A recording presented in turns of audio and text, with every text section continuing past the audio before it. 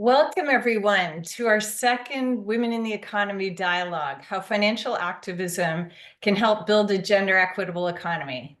So glad you're here to join us today, and welcome back to those of you that joined our first webinar before the elections.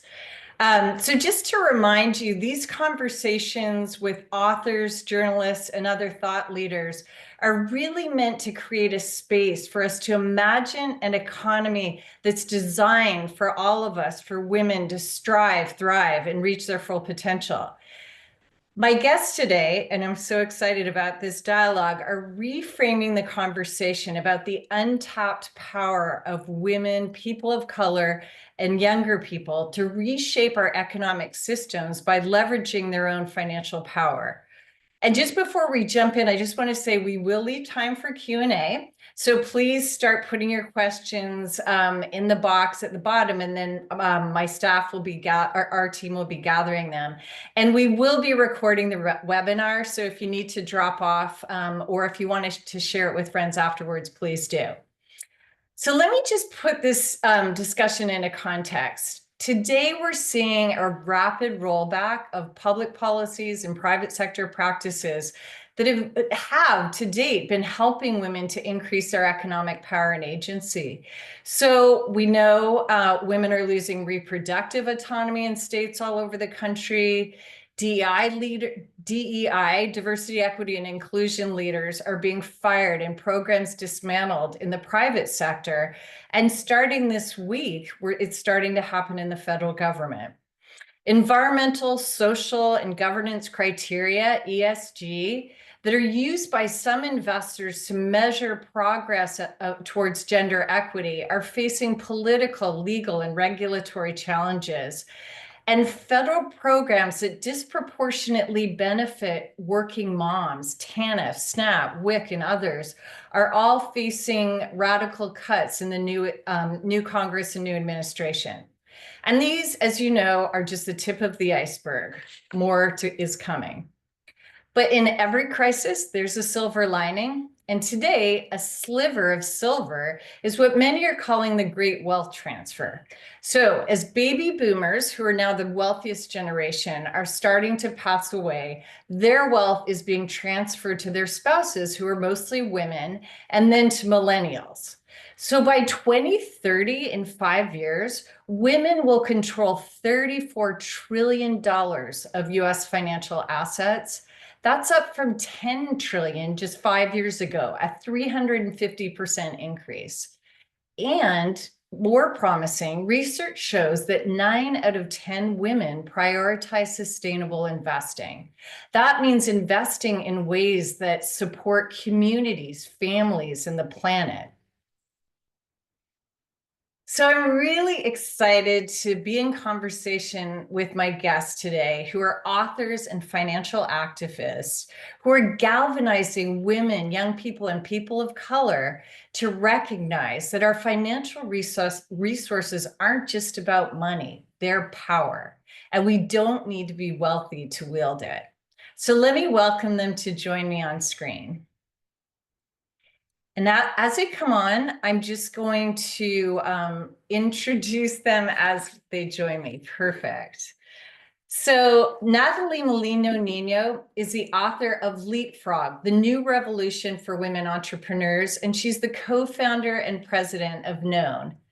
Janine Firpo is the author of Activate Your Money and co-founder of Invest for Better. And Jasmine Rashid is the author of the Financial Activist Playbook and director of Impact with the Candide Group. So I've asked my colleagues to put links to all of their books in the chat, and I really encourage you to buy them, read them, and share them with your friends, because they include critical information that you need to navigate financial systems that were never designed to work for women. And you need that information to change systems so that they work for everyone. So, Janine, I'm going to start with you. Hi. Hi, it's great to be here. Yeah, it's great to see you. So, hey, when we first met, which is quite a few years ago, you were just leaving the Gates Foundation, and the time that you were at Gates and in Seattle, you were co-investing with other women. You had started some investment groups. So I thought maybe we could start by you just giving us a little bit of your personal story, like what how did that experience working at Gates inspire and doing the co-investing with other women inspire you to write Activate Your Money? And how did it inspire you to help other women invest in alignment with their values? So I was at the Gates Foundation because in the mid 90s, I had been in the high tech industry and took a 5-month trip through sub-Saharan Africa and saw unspeakable poverty and made a decision to shift my career to solve that problem and look at the role that tech could play. And I did that for over 20 years. And the work that I did at the Gates Foundation was sort of the culmination of that. I retired. When I left the Gates Foundation, I also retired.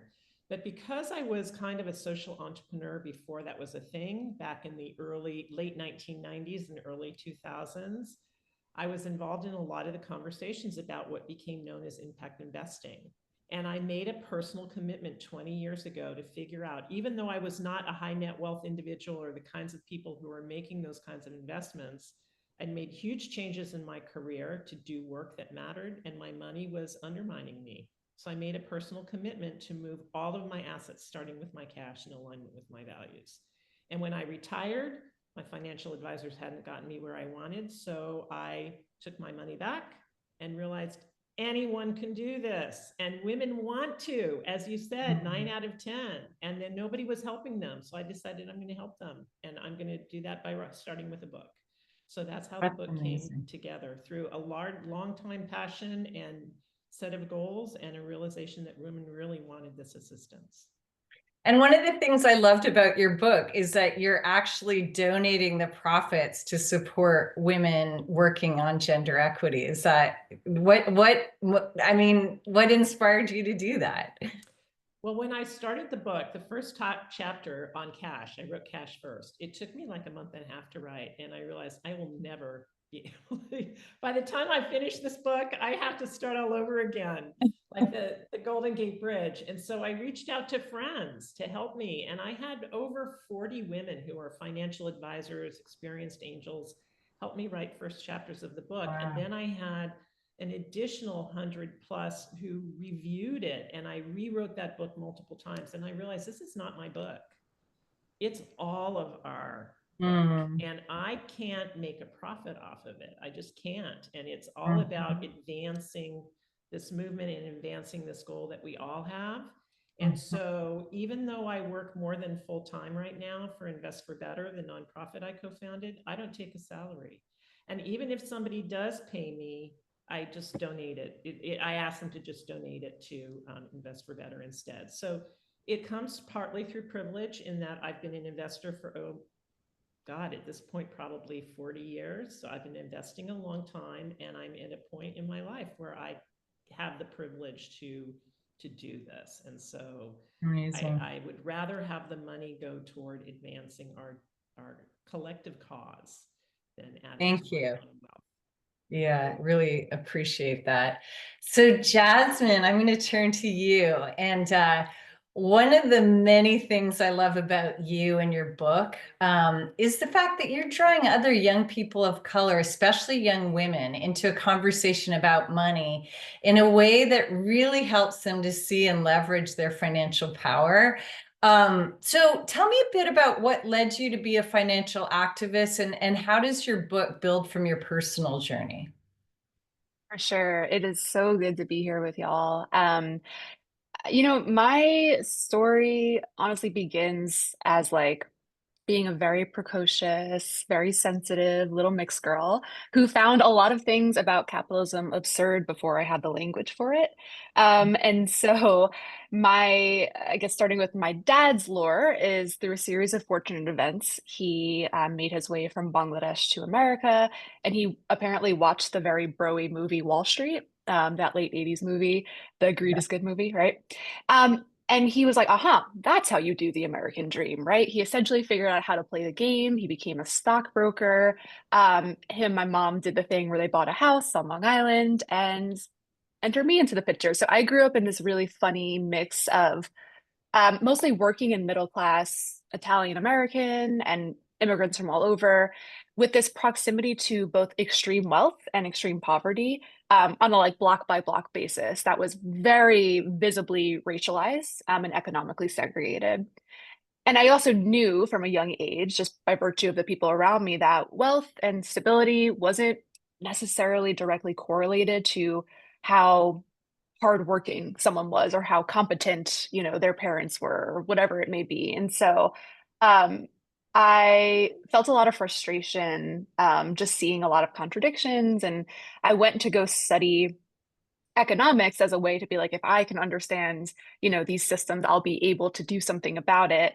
And very quickly realized that our dominant, education around economics and finance actually has very little to do with people, and power, right? It's more so framed as equations, and I decided to pursue an education in social change movements instead, so that I could really understand the levers of how people against the odds across the world have found ways to reclaim power and wealth that has been in many ways stolen from them. And so, um, yeah, my story to financial activism was really rooted in the bridging of the worlds of finance and social movements. I did quite a lot of work in the work around divesting big bank finance from private prisons and immigrant detention centers.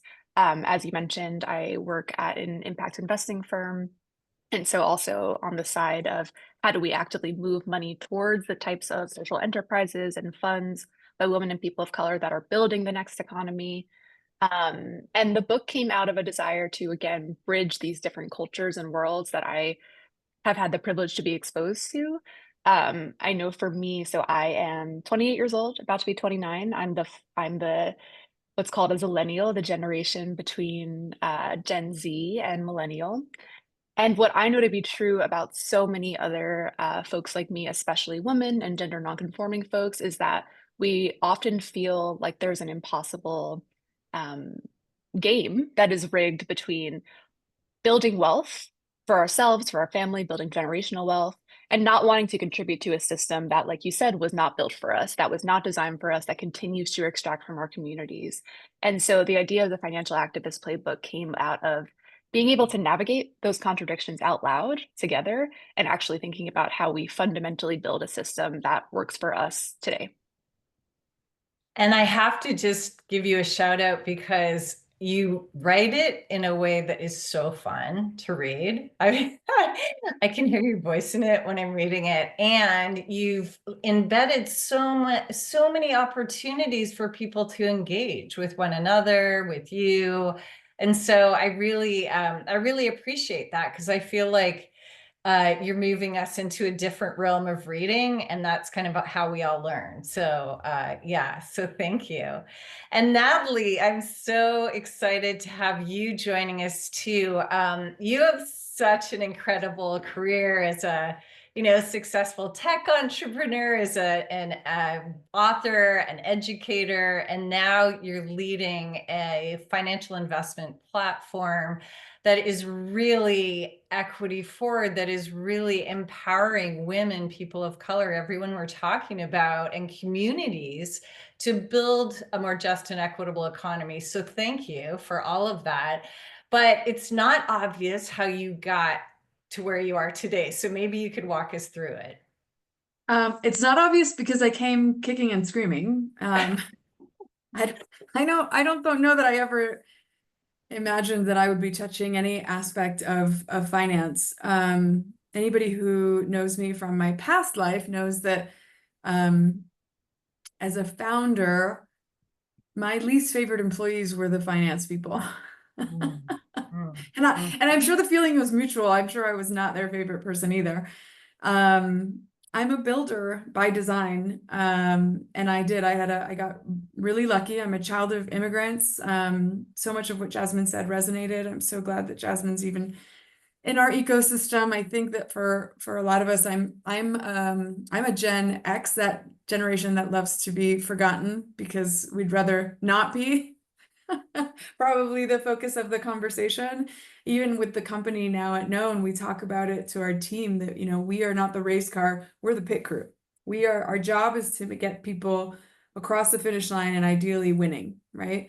All of the people that we prioritize, all of the people that are typically left out of the economy and of the conversation. But I'm a tech founder. I'm a recovering tech entrepreneur. I got real lucky in grad school. I started a company before the dot-com crash, and again, timing was in our favor. I ended up exiting before the crash in 1999. And so as a 23-year-old with a first exit and no interest in finance, I very much outsourced the running of my investments and of my, not even a family office at that time, just my assets. Because it was not a topic that I found interesting. It wasn't a topic that I found accessible. So much of what Janine was saying felt, really relevant because I just didn't understand it, and I wasn't spoken to in a respectful way, and no one was trying to get me to understand it. And so I was like, fine, you guys handle that stuff. I'll just keep building businesses. And so, because I'm a masochist, I built 3 more.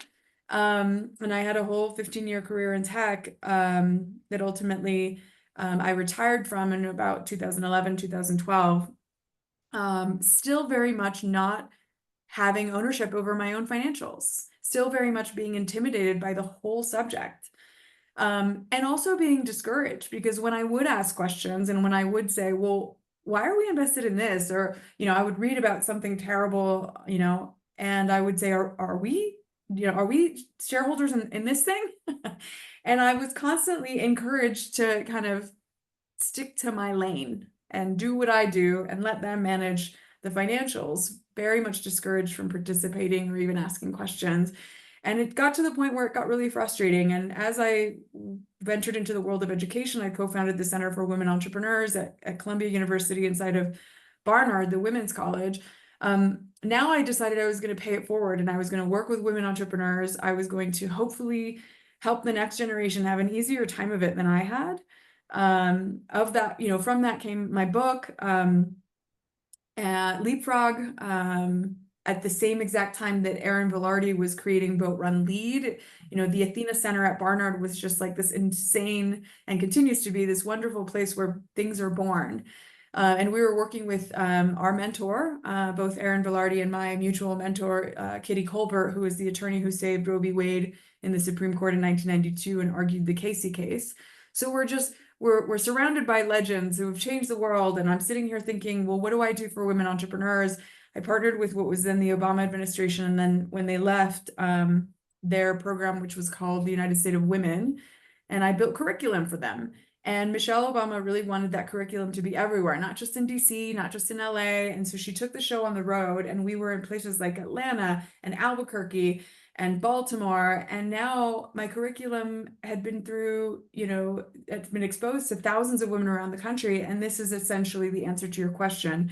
What I realized after meeting thousands of women and putting them through curriculum that I had put my heart and soul into, they didn't really need more education. I was meeting women who had 3 master's degrees. I mean, the most educated segment in the population in the US are Black women, who are also the ones that are starting the most businesses. And they just, sure, I hope I was giving them value, and I hope that the book continues to provide value for people, but that wasn't the biggest gap. The gap, which I discovered very quickly after meeting thousands of women entrepreneurs or aspiring ones around the country, the gap was money. Yeah. Again and again, the gap just kept being money. And so even though I had absolutely no interest in getting into the space, I realized if I was going to move the dial and really solve the problem for women entrepreneurs, especially women of color entrepreneurs, who are the most prolific and the ones that are starting the most businesses in the country, then I needed to, put my big girl panties on and get over whatever blocks I had around finance, and not just embrace it, but hopefully provide some solutions. And so my first investment company was a gender lens investing platform that ultimately invested in the company that's now taking the birth control pill over the counter. And then now Known is really focused on solving the bigger problem of allocation and kind of the inner workings of the infrastructure of the economy, right? I kind of figured out how the sausage gets made after being a full-time investor starting in 2016. And now I'm really spending more time and energy figuring out why we are not investing at scale into the hundreds of billions of dollar mark, into the things that really matter and into the people that move the dial. So very much by accident, kind of a contrarian. I've partnered with some of the most amazing finance legends in the industry, but I remain a builder who is still learning. Yeah, it's great. And for those folks who haven't read your book, I think this is relevant to the conversation. Why did you call it Leapfrog? Because Random House wouldn't let me call it Shortcuts. Okay. They tested, this is very interesting. They tested the name Shortcuts, which is what the book is. The book is 50 shortcuts for women who are tired of the status quo and who are being told that they have to do things a certain way. But the truth of the matter is what the World Affairs Council says, that it'll take 200 plus years for women to get to equity in any category. It's like, we don't have time for status quo. And so the book is truthfully 50 shortcuts for circumventing the status quo, but we tested the word shortcut, and especially with women, and especially with target audience, so women of color who are entrepreneurial, women who are entrepreneurial, the word shortcut was most often associated, and maybe this is an interesting thing to just put out there. What do you guys think the word shortcut was most associated with? Not carrying your weight, getting stuff that you hadn't earned. I don't know. I mean, so Shanti, I don't see the first name, and Francesca, Sherry. Yeah, it's most associated, especially by my target audience, with the word cheating. yeah. And yet anybody who has any power or capital or influence, certainly in the US, has taken a shortcut. And some of those shortcuts we might argue are ethical, and some of them are not. And some of them are not ethical, and some of them are conscious, and some of them are not. The shortcut of being born in Beverly Hills versus in the South Side of Chicago, that's a shortcut, right? So, it was an interesting thing. And so what we agreed with Random House is to find an alternative that had a similar meaning. And leapfrog, especially in places like Latin America, where I'm from, is a term that's used in tech a lot, where you'll see like a farmer in the Andes who never had a landline, but now that farmer is walking around with two smartphones in their pocket, right? And so the way that people leapfrog technology is the way that I want, obviously, women to leapfrog all of the obstacles that are in our way in entrepreneurship. That is amazing. And it doesn't just apply to entrepreneurship. It applies to so many aspects of our economy. Yeah. So let me just throw a question out to all of you. Right now, a lot of women are feeling completely disempowered. They're losing control of their own bodies. They're struggling to pay their bills, to pay down debt. They're supporting their families, but barely getting by. So how does this conversation pertain to them? How is it relevant? This is for all of us? Yep. Anybody can just jump in.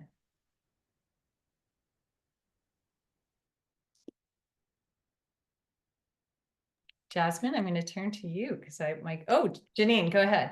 Sure. So I think that it's even women who are really struggling can overcome that, and they can build financial security for themselves. And fortunately, there are a lot of people, a lot of women who have faced a variety of different obstacles and have managed to bring themselves out of debt and into growing wealth. So there's a lot of tools, there's a lot of information to help women in that, and just even getting started and taking control of their finances. It also is around a mind shift. You just have to recognize that you can do this. You 100% can do this. You have to recognize that actually women, when we invest and when women take control of their money, we outperform men. So most of us think that we're not good at this, but we actually are extremely good at it. And when it comes to the piece about putting your money behind your values and actually investing in the things you care about, you can start with your cash. Jasmine spoke about banks and divesting from banks, and you can actually make choices about the bank you have, where you keep your checking and savings accounts, and you can pick banks that are going to be there to uplift underserved populations, support minorities, uplift women, invest in climate positive solutions. So even if you are struggling, think about where you bank, and then realize you can absolutely 100% do this. We all did. Lots of women are doing it. There's lots of women out there to help you go from struggling to success. Thanks. That is a great insight. Natalie, Jasmine? I love what you, Go oh, ahead, God. Jasmine. Please, no, please.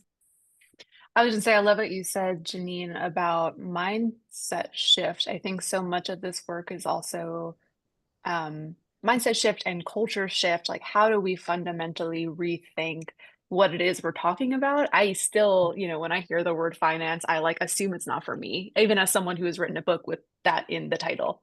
And so fundamentally, what we're talking about is well-being, right? We're talking about how to create lives that are not only stable, but like you said, bring us to a place where we can really imagine better futures, better realities today, where we understand the long game of creating value, and that goes beyond just financial value. And so I think these conversations are really important, especially in times like this. We're always in a time like this, but times like this in particular, where it is useful to bring some kind of levity and intrigue to the conversations, because it can feel extremely, extremely lonely. And so just wanted to name that I am excited about conversations that not only think about the individual mindset shift, but also how we collectively change culture so that the water that we're swimming in is water that we have identified as ours to take control of, right? And so, yeah, Natalie, I'll pass to you. Yeah, I mean, I think echoing everything, but to maybe add something additional to the mix, I think there's a sense that I think by design is in the ether or in the zeitgeist about a sense of powerlessness, not just for women, but people in general.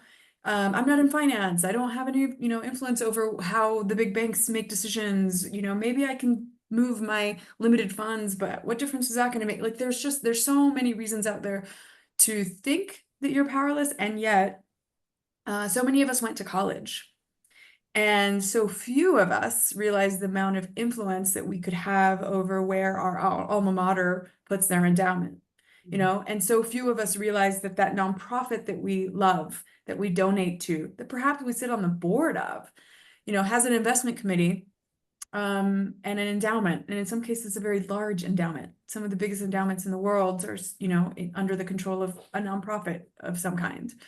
And people like you and me and all of us, can, through our participation and our support, be a part of these rooms. And a lot of the times we will isolate ourselves, or we're pushed out of the way, but there's no reason why you can't be on the board of that nonprofit that you love, of that YMCA, of that, environmental activism, of that local, whatever, Rotary Club. I mean, all the nonprofits that we support and that we can be involved with have some responsibility over some level of capital. The local banks, the CDFIs. I think about, your employer. Do you have a pension fund? I think about someplace like in Los Angeles that's been on the minds of so many of us, right? The endowment that the firefighters retirement is sitting in is an endowment that I suspect doesn't reflect the population of the firefighters. In Los Angeles, firefighters and police are over 60% people of color. And now I'm going to take a wild guess and say that if you look at where the pension fund for the police and the firefighters is invested, that 60% of those dollars are probably not invested in women and people of color, which is what their, population of their constituency is. And while senators and Congress people are used to getting angry phone calls from their constituents, asking them questions or protesting some decision, the people that manage those endowments really aren't. And so that camp is ripe. That group of people who manage our pension funds, our 401ks, our favorite nonprofit endowment, they're not used to getting a bunch of phone calls from people that are direct involved, with their work, saying, why is my 401k, why is this endowment not invested in things that A, reflect my values, and B, into people and managers that look like me? But what would the world look like if they did? And what would those phone lines look like if they were overwhelmed with phone calls from people like us who do actually have a ton of power to move the dial? I think the world would look very differently, and the capital that we influence would be in very different places. And so I would say, the underlying message here is we have so much more power than we realize, and so much more influence in more places than we realize. And I think one of the issues you're all pointing to is a lot of that power is even greater when it's collective. So Jasmine, I do want to ask you, you have a great story in your book about your work with women and families at the border. Maybe you could just give folks a sense of that, because it's very powerful. Sure. Yeah, I mean, I just want to double click on so many things Natalie just said, but we'll circle back. So the story that you're referring to, like I mentioned earlier, is that I supported something called the Families Belong Together Coalition, which was over 250 organizations, primarily across the US, who were looking at Trump's family separation policies, and asking, how is this possible? How are we in, and this is the time, it's 2018. How are we at this stage in America? Well, many other people being like, of course we're at this stage in America. And fundamentally asking, okay, we know how this is happening politically. Who's actually behind the infrastructure, right? Who is actually behind these, mass facilities in which people are being incarcerated and separated from their families? And the answer was so many of our big banks, right? Were the ones who were bankrolling our the private prison facilities in which over 70% of migrants were being held, with a literal for-profit model in which the more heads per beds per night, the more money goes to shareholders. And so once activists were able to really draw out that narrative, they were able to bring in everyday people who felt powerless and say, hey, let's go to our local bank branches, let's go to our headquarters. We had a protest here. I'm in the Bay Area at the San Francisco Wells Fargo headquarters. And it was really led by migrant moms who had experience being detained, supported by many other moms with kids in tow, really just saying, like, we don't support you using our hard-earned money that we have deposited into our banks to lock up our sisters, to lock up our families, to lock up our children. And so, it was a very dismal scenario, but we also found a lot of, I think, joy and hope in being able to join together and say, "Ooh, look what happens when we actually stand together and stand up for one another." Ultimately, there's many other levers that were pulled in this movement, but the vast majority of big bang financing was eventually committed away from the private prison industry, and it really just started with people naming the thing, naming the reality, right? And so, bringing me back to Natalie's point around, there is so much power, and I think we vastly underestimate how much power there is in just curiosity, in asking questions out loud and unapologetically.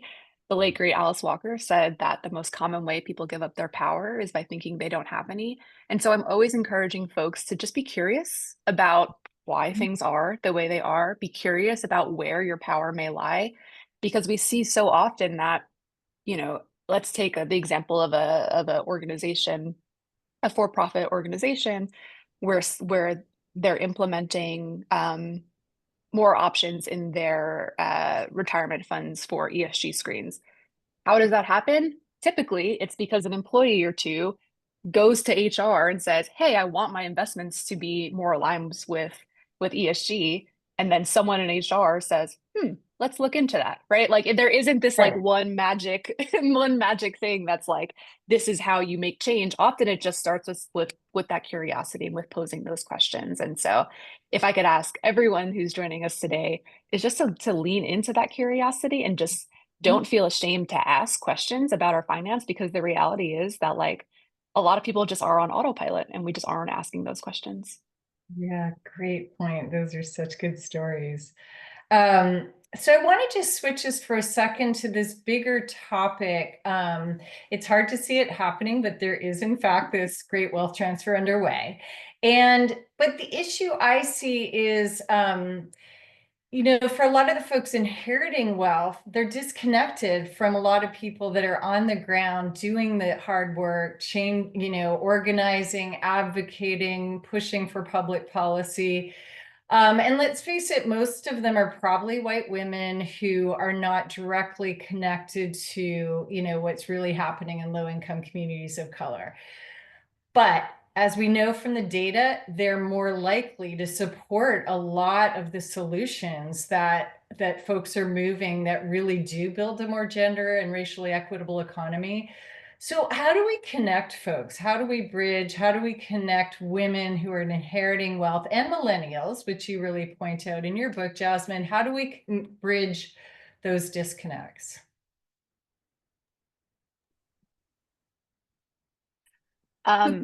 Yeah, go ahead, Jasmine, please. I will just say, so I've been thinking about the work of building connections and really like stepping into how do we have these conversations together with grounding ourselves again in the collective goal of creating a better today and a better tomorrow. And the way I have been, I guess, approaching my book tour has really been how can I get in a singular room, whether it's virtual or in person, three groups of people. Everyday people who are curious about how to align their wealth building and well-being with people and planet, but who hear terms like finance and are like, that's not for me. Activists and organizers who are already doing the work of social change, but often are told that, again, finance isn't their first tool that they're going to pull from their toolbox. And then folks who are the values aligned institutions and wealth holders who have the ability to support financial activist movements at scale. And these are groups that, even though they are often so aligned in their missions, in their interests, are often not actually brought together. And that's really structural and really intentional in many ways. And so, again, excited for conversations like this, where I think reflected in the audience, we have folks who probably identify with one or more of those identities, and being able to find the kind of do the actual work of mapping our networks of wealth and support, and not just financial wealth, right? It's also the social capital, the connections, the insights to so many resources that our communities rely on. So yeah, I'll stop there, but I think that it is an ongoing inquiry and conversation, and fundamentally comes back to the idea of community building. I would just add that I'm looking at some of the comments, like that's part of the work is the asking, right? And maybe this points to Jasmine's sort of recurring theme of curiosity, right? Is people asking their financial advisors, even if you get met, as did I for many years, with these ridiculous answers that no, it's not possible. The asking of the question, the getting a little louder, the getting other people to ask the same question, those are the things that ultimately get some of these larger players to realize there's demand in the marketplace and we're not meeting it. And those aren't political demands, ESG, DEI, all of these things can be under attack, but customers asking for the same thing again and again is not something that a smart business can ignore. And then ultimately voting with your wallet, perhaps leaving some of those large players, perhaps going to some of the smaller boutique companies that do the same kind of work and do it in a more innovative way, and will not say, no, it's not possible.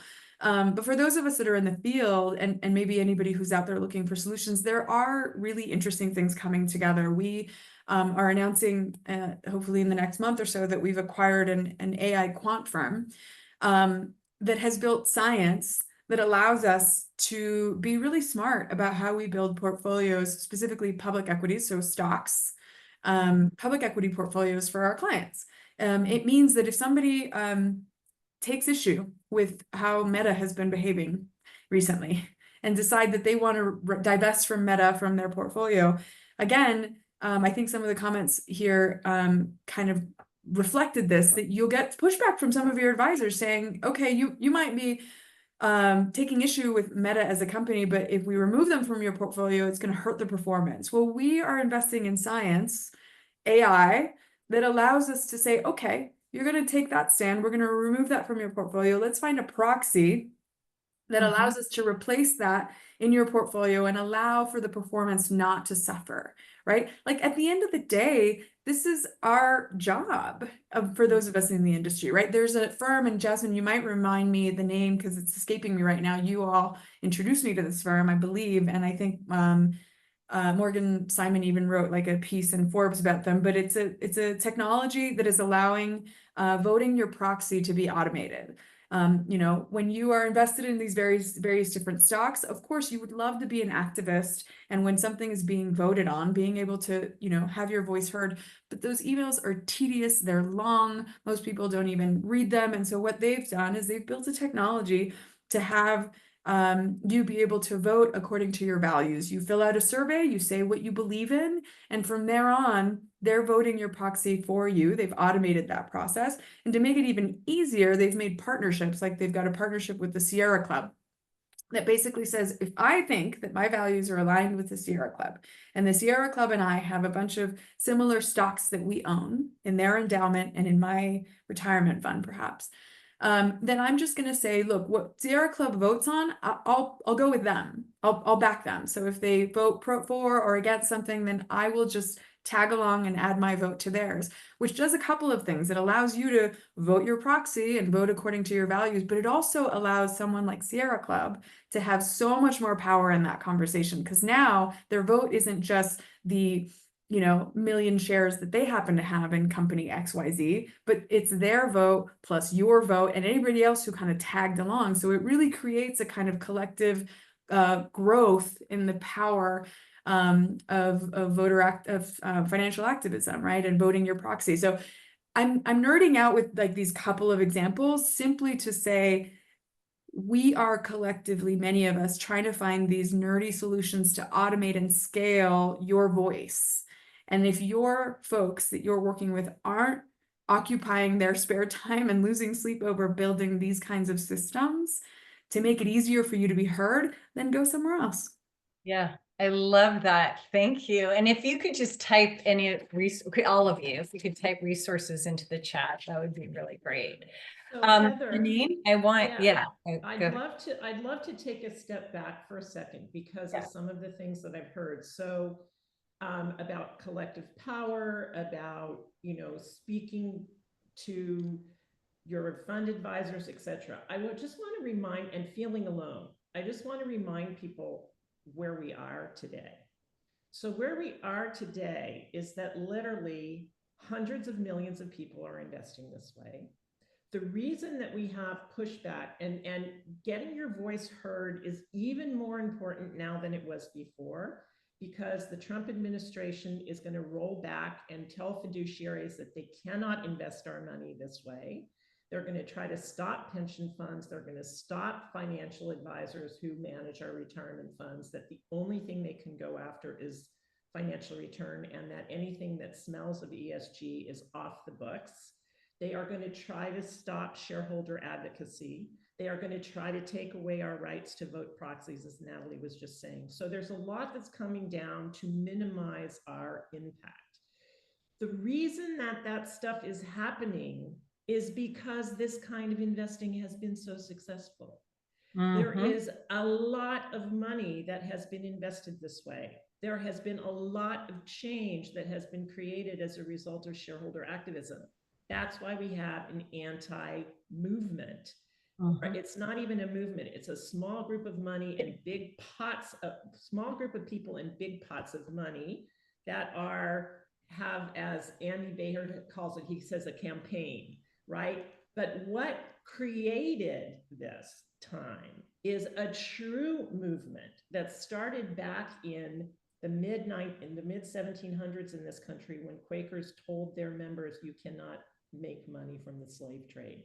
This movement has been going on for literally decades, and it really started gathering steam in the 60s and the 80s in this country. Women were key players in bringing us to the point where we are today, as were religious leaders. So this is made out like what we're doing is woke capitalism. It's not. The Pope has an ecumenical that tells parishioners, followers of the Catholic faith, to invest in ways that align with Catholic values. That includes caring about people. It includes caring about the planet. It includes a lot of what we're talking about. So don't underestimate the number of people that are already doing this, and don't underestimate the power of your voice. And I agree with Natalie that going in, if you can go into a foundation and influence them to be more values aligned, awesome. But don't underestimate your own money, because collectively we can change this. And actually, I think one of the most important things we need to do is just help make women aware. So my organization, Invest for Better, is spearheading a campaign that you guys are going to hear about, and I want you all to be involved in this. And I'm going to put my email in the chat, and if you want to be involved, you send me an email and I will get you on the list. But we have thought about this question: what would the world look like if women had been part of the economy in equal measure for the last 100 years? And we're using AI to generate visual images of that. Think about what kinds of companies we would have today. How would our collective world be different if we hadn't been left out? And what we want to do is, when all of this is ready, we want every single one of you to share the media assets that we give you with your audiences, because we want this to go viral. We want tens of millions of women to see what could be possible if we think differently. So just getting women to have awareness and giving them a positive alternative view of the world, I think, is so important.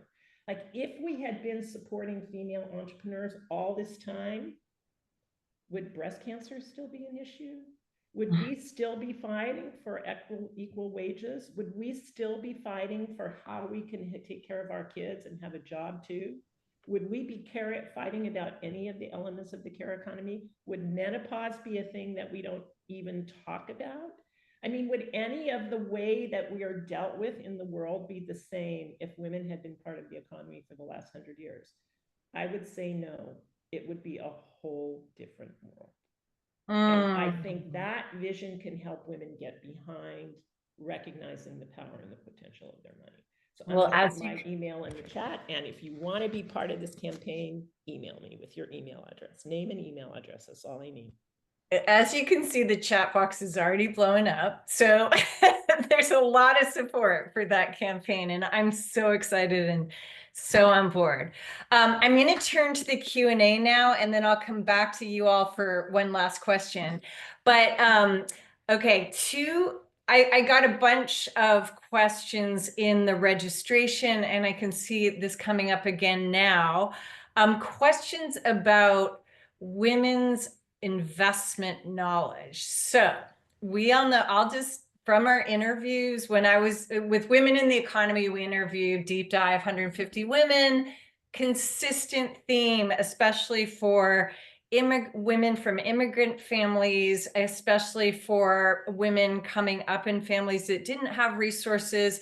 They never learned, they never got financial knowledge from their parents. They didn't get it from schools. If they got it from schools, it was basic budgeting. And then we get out to this world where we're expected to know how to invest with 401ks, or if you change jobs and you roll your 401k over, you may be in a position of managing it.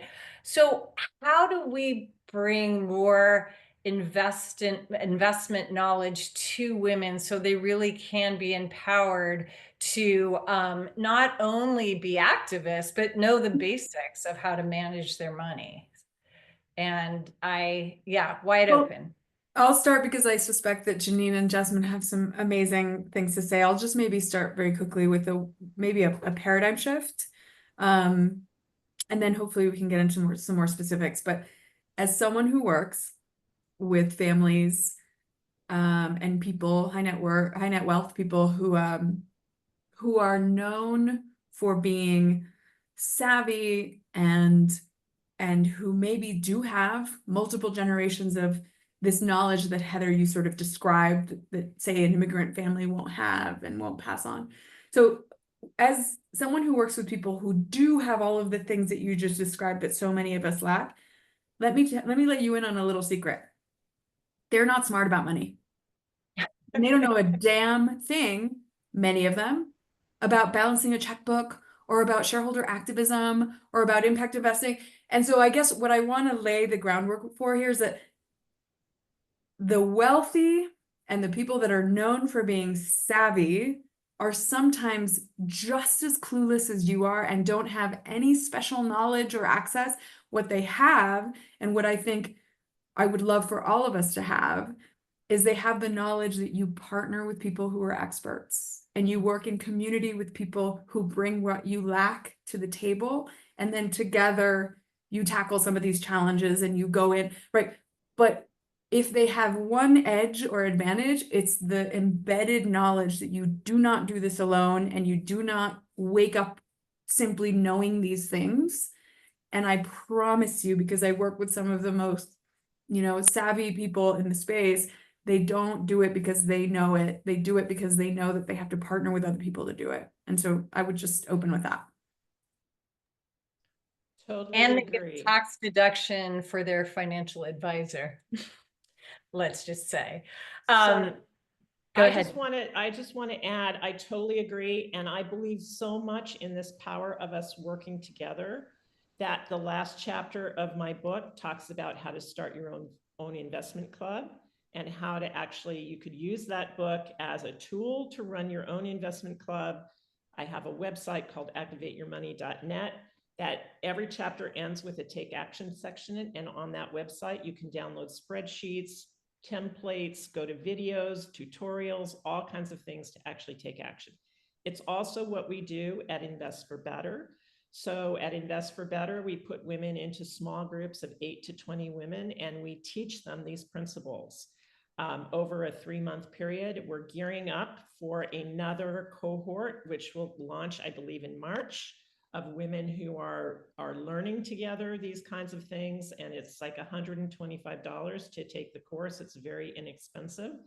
And we also have a course that will kick off in May again called Find a Values Aligned Financial Advisor. So if you have an advisor who's not helping you, or you want to find a financial advisor who does, you can take that. It's a 3-part course. It happens over a month and a half. And you will identify what you need to do, and you will actually identify a short list of potential advisors for you, and even conduct one of your first interviews in the company in support of other women. So there are things out there for you to move forward, and we invite everyone, anyone who defines themselves as a woman, you are more than welcome to participate, and you just need to be at a place where you're ready to actually invest. So we welcome you. Thank you. Jasmine, did you want to jump into that one? Yes. So plus $1 million, the answer is community and collective power. Always, always, always. It is the secret to so much of life. I also want to acknowledge the fact that having an abundance of financial literacy resources is so important. And if that was the only ingredient we needed, we would be a lot further along. The reality is that we also need to reckon with the trauma that so many of us have under capitalism that blocks us from actually being able to leverage and integrate those resources. So one of the resources and communities, tying back to the power of community, that I always love to point to that has been transformational for me, is the Trauma of Money community. It is an online learning space that brings together intergenerational, cross-class, all over the world, folks to really just talk honestly about their money trauma, about the realities of whether or not they grew up with, with a lot of wealth, with whether or not they grew up in scarcity. The reality is that so many of us are programmed to have a scarcity mindset in ways that actually make the integration of financial literacy really, really difficult. And so just want to name, like, humans are both rational and also human, right? Where we need to not only be thinking about the resources that we have, but also the ways in which we can regulate our nervous system so that we're ready to actually make change.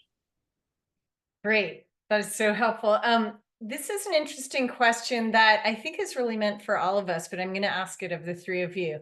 What's one of your blocks on this journey to wealth and equity, and how are you overcoming it? So what are some of the hurdles you have faced, and maybe help us think about ones that we're probably going to face as we go along? I'll start. I think, things work in cycles, and, they repeat and repeat. And so I don't know that this is a thing where I just woke up one day and I realized it. It's a constant reminder for myself. And that is, I was raised, I think, like a lot of us, hearing this now persistent idea that representation matters, right? Representation matters. It seems like such a benign thing.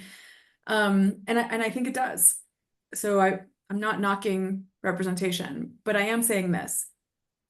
In our collective adoption of this idea that representation matters, somehow we allowed things like the wage gap. We always talk about gaps in things like wages and things like how many women there are on a board, or how many people of color there are represented in this demographic or that demographic. We've allowed that conversation to eclipse what I think is a much more important conversation, which is how much do we own, right? And I for anybody who follows me, that I harp on this a lot. Like, I love the idea that a woman, maybe a woman of color, is the president of a hospital. Like, what an amazing thing to have representation at the high ranks of an organization like that. But what I want to know is how much and what percentage of the hospital does she own, right? Whether you like him or not, I'm in the latter camp. Elon Musk was offered a board seat on Twitter, and he said no, because you can get fired from being on the board of anything. You can be impeached from being president of a country, excuse me. The one thing that no one can fire you from or take you away from is when you're the owner of something. And so we have allowed, unfortunately, the conversation around representation to eclipse the conversation around ownership. And I would love to see that shift. And it is a block for me because I'm constantly, again, having been raised with the idea of representation mattering, I just find it being at the top of the conversation. And my constant struggle is to say, no, that needs to be demoted, not removed. Representation still matters, but it needs to be demoted. And especially in a moment like this, with the political sort of winds going where they are, us being in positions where no one can fire us and nobody can impeach us, and you are unequivocally the owner of the thing, whatever the thing is that comes with the voice, with the vote, with the seat at the table, be an owner. And we need to talk about, all of us talking about, what do we own? And then together, what do we own? And how can we collectively work together, pool that ownership, and be a stronger, more powerful voice? Ownership over representation, always. Oh my gosh, you are singing to the choir. So I'm going to stop us here, and we have 2 minutes left. I just want to do one quick round of answers to this question, because I think we all need to hear it. What gives you hope? What inspires you right now? So I'm going to start with you, Jasmine, and then we'll go around. Staying on the theme of ownership, the ability to own our stories, own our money stories, own our narratives, own the reality that we are worthy of something better, right? And the idea, I think, of surrounding yourselves with other people who affirm that in conversations like this gives me so much hope. Thank you, Janine. So there are so many more of us than you think. And this really is a community, and it really is a movement. When we started thinking about this campaign, one other woman and I sat down and thought about the women that we know who are involved, that are leaders, that care about this. And in very short order, we had a list of 450. And I know that we weren't even getting to the tip of the iceberg. So there are so many women who want something different, who care, and we can all participate. That's what gives me hope. And raising awareness and helping more women get this, helping us get in conversation about this, helping us come together in ways that are really powerful, and just informing is so important. And just start reaching out to other people. and start having these conversations. There's a lot of us. Thank you, Janine. Natalie? What gives me hope is all of this backlash that we're seeing. And I think, Heather, you kind of touched on it in the beginning, right? People really have their panties in a bunch about DEI and ESG and all of these things, and there's a reason for that. And the more angry they get, the more you know that something is happening, that things are moving, change is happening, and people can get angry about it, but you can't stop a train, and the train already left. So I'm inspired by that because it's an indication, one of many, that something is really moving in the right direction, and we just cannot allow the noise to slow us down. But as I said, the train's already left, and people can continue to get real butthurt about it, but we're just going to keep going, and we have to all be, remain committed to it. So I think that's what gives me inspiration and hope. Oh, I'm so excited. This has been amazing. I've just loved being in conversation with all of you, and we're going to keep doing it offline. But let me just quickly say to folks before you hang up, the first is that you're going to get an evaluation form. There's an opportunity in there to give us ideas for further dialogue topics. We'll be doing these every 2 months. The next one is in March for Women's History Day. Month, sorry, good thing that's month. Might get changed to a day with this administration. But please, join us for that next one. And then I do want to say we are going to be starting to host these types of dialogues in communities all over the country. And if you're interested in being a part of that, we're calling them dinner dialogues and living room conversations. But if you're interested, shoot me an email. You guys, you can find me online at Aspen if you don't have my email, but I'd love to talk to you if you want to host a conversation or join one in your community. So with that, thank you, everyone. I'm sorry we didn't get to all the questions, but feel free to reach out to me if you want one answered. But thank you. It's been a great conversation. We'll talk soon. Bye. Thank you, Heather, for putting it all together. Thank you. Thanks. And ladies Bye. on the panel, thank Thank you. you. Both. I learned a lot from both of you. I always do.